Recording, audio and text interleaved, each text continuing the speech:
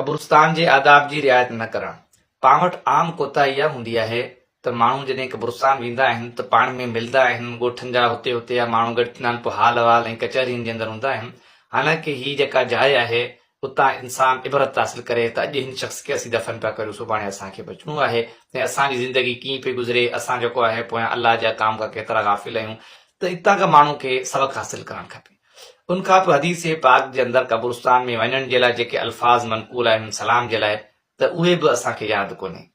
उन खां पोइ टे नंबर ते इहो थींदो जो माण्हू आम रस्तो छॾे करे क़बरनि जे मथां जेको आहे टिपा ॾींदा आहिनि, क़बरनि खे जेको लताड़ींदा आहिनि, क़बरनि जे मथां हलंदा आहिनि, त इहो ग़लति अमल आहे। उनजे करे माण्हू रस्तो इख़्तियार करे ऐं क़बरनि जे मथां टिपा ॾियणु या उनखे लताड़णु, उनजे मथां हलण खां एहतियात करे।